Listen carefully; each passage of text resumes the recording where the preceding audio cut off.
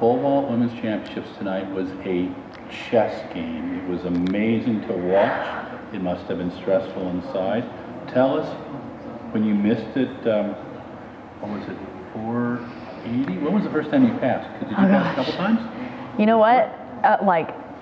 So much happened. I'm having a hard time remembering. So I'm. Decision yourself. Okay.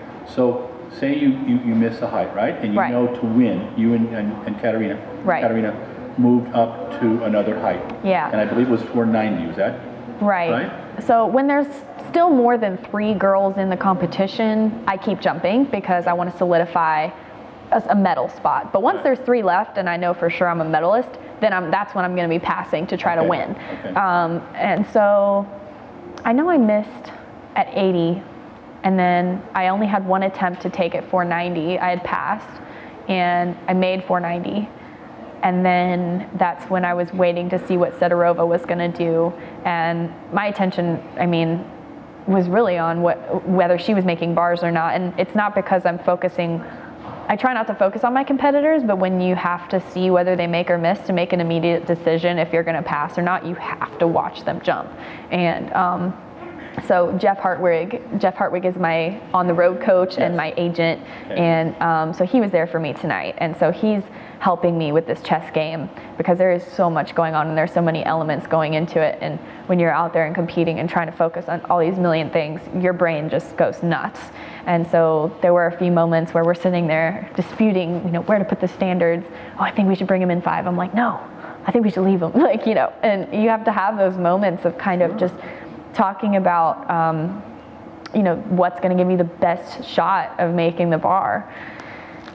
And I took, at the end of the competition, and I knew both of us, me and Sidorova, were over that 490 bar, but if she made 495, then she would surpass me. I wanted to make darn sure that I got over that 495 bar because I was like, I've worked this hard. I'm not going to let this be stolen away from me on this last jump of hers. So I'm going to make sure I make 495 and make sure this is mine. How did that feel? 495 is a big height. 491. Yep. I know you're rocking with that, but 495 is serious elevation. Yeah, that's the highest I've jumped since Brussels 2016. You're 5 meter, right? Exactly. And prior to that, my second highest jump was also 495 at USA Championships in Portland 2016. So I haven't knocked on the door of the mid-90s since the 2016 season, but I kicked off this season with a 490 and then a 486, and I skied over 486 at USA. So I knew I had the height in me. I just had to put it together just right to get my hips and the height in just the right spot. So I had confidence. This gold medal should give you a lot of confidence. It sure does. So we get to see you go after the 502. That there's a certain American pole vaulter who has that record. Yes. Would you like to get that record now? I would love to get that record, and I was exhausted, but I thought I'm not going to waste my 3 attempts at a world record because you're never going to break it if you don't at least attempt it. So even though tonight I was tired and I was beaten up and I was bruised because I had come down on my pole a couple of times, once in the elbow, once in the thigh, I was in pain. As you can see, I'm all taped up with my ice.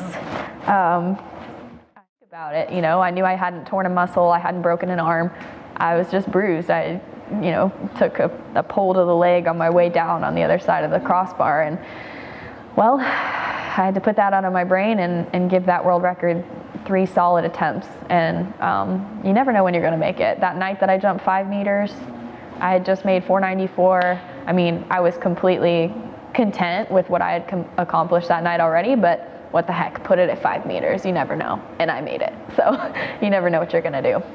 You gonna take a little time off now? Did coach give you a week or what? Oh gosh, well, I'm pretty beat up, and I'm not doing any more indoor meets. I'm going to go home and rest and then just gear up for outdoor season. So I'll have a good solid rest. We'll see you at Dynamo League? Yes. Awesome. Yep.